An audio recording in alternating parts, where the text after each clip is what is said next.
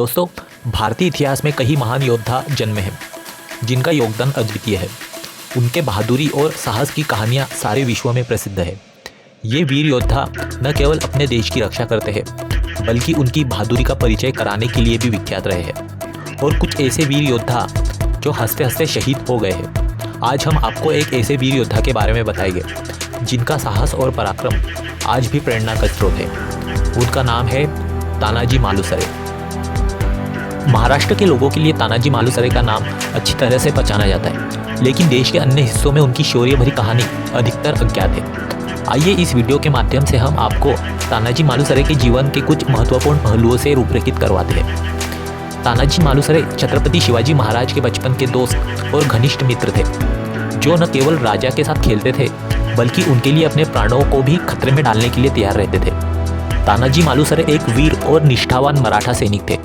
छत्रपति शिवाजी महाराज की अज्ञात योजना के लिए वे हमेशा तैयार रहते थे। 1670 ईसा पूर्व में सिंहगढ़ की लड़ाई में उनकी बहादुरी और साहस ने उन्हें अज्ञात से प्रसिद्ध बना दिया था।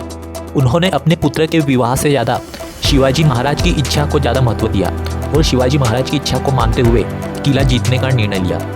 तानाजी मालुसरे का जन्म महाराष्ट्र के कोकण प्रदेश के महाड़ जिले में स्थित उमरथा में हुआ था। वे हिंदू कोली परिवार से थे और उनका जीवन एक साहसपूर्ण योद्धा की तरह गुजरा। इतिहास गवाह है कि शिवाजी महाराज ने औरंगजेब की नाक में दम करके मराठा साम्राज्य को शक्तिशाली बनाया था और इसमें तानाजी का बड़ा योगदान था। जून 1665 के पुरंदर समझौते के बाद शिवाजी महाराज को मुगलों के हाथों में 23 किले सौंपने पड़े थे, जिससे मराठों का स्वाभिमान कमजोर हो गया। शिवाजी महाराज की माता जीजाबाई, जिन्हें पूरे राज्य की माता भी कहा जाता था, उनकी चिंता ने उन्हें दुखित किया, लेकिन उनके बेटे ने सिंहगढ़ जीतने का निर्णय किया। सिंहगढ़ की रक्षा 5000 मुगल सैनिकों द्वारा की जा रही थी। एक दिन जीजाबाई ने सिंहगढ़ को मुगलों के हाथों में देखा और इसने उनमें क्रोध और उत्साह को जागृत किया। शिवाजी महाराज माताजी के बुलाने पर बिना किसी विलंब के उपस्थित हो गए। जीजाबाई की इच्छा जानते ही उनका दिल भर आया। उन्होंने जीजाबाई को समझाने का प्रयास किया कि सिंहगढ़ जीत पाना असंभव है। उनकी माता के दुखी हो जाने के डर से उन्होंने एक व्यक्ति का नाम सोचा जिस पर वह मुश्किल और असंभव काम वाला उत्तरदायित्व सौंप सकते थे। वो था तानाजी मालुसरे। यही एक ऐसा नाम था जो शिवाजी महाराज किला जीतने के लिए सोच सकते थे। तानाजी मालुसरे गांव में बेटे की विवाह की तैयारी में व्यस्त थे। महाराज का संदेश मिलते ही वे अपने भाई सूर्याजी और शेलार मामा के साथ महाराज से मिलने निकले।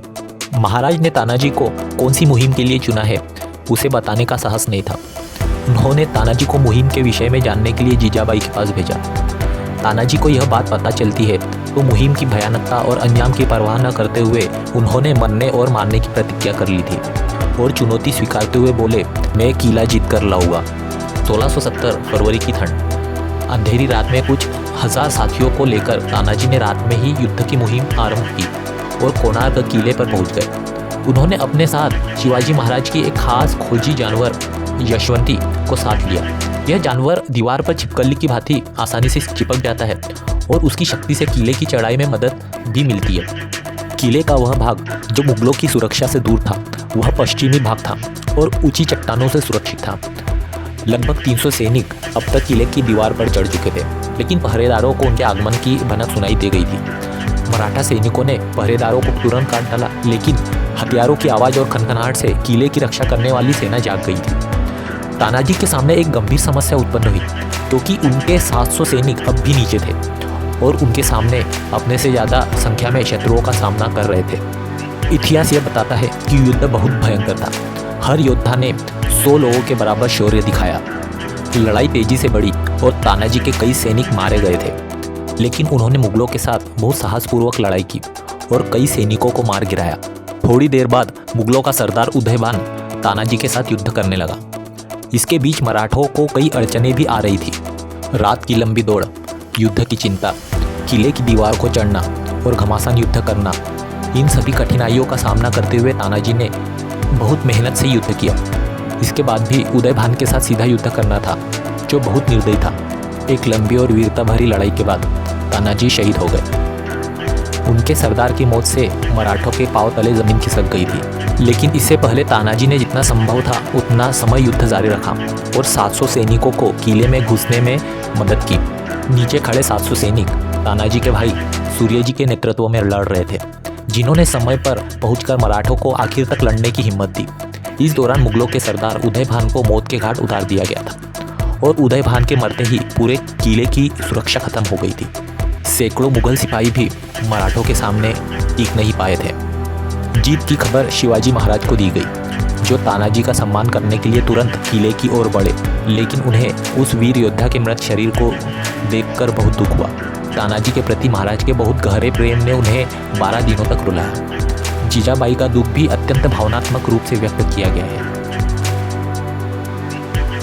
शिवाजी महाराज एक राजा और बेटा थे, पर आज उनकी देह से एक महत्वपूर्ण हिस्सा कट चुका था। किले की जीत के बाद छत्रपति शिवाजी ने कोंढाणा किले का नाम सिंहगढ़ में बदला और इसे तानाजी की याद में स्थापित किया। महाराष्ट्र में कई स्थानों पर भी तानाजी की वीरता को स्मारकों के माध्यम से समर्पित किया गया है। जब शिवाजी महाराज ने अपने मित्र के शहीद होने की खबर सुनी तो उनके मुख से यही निकला, गढ़ आला पण सिंह गेला। मतलब किला तो जीत लिया मगर शेर चले गया। कमेंट में मुझे ज़रूर बताइएगा कि अगला वीडियो आप कौन से महापुरुष के बारे में देखना चाहोगे। धन्यवाद।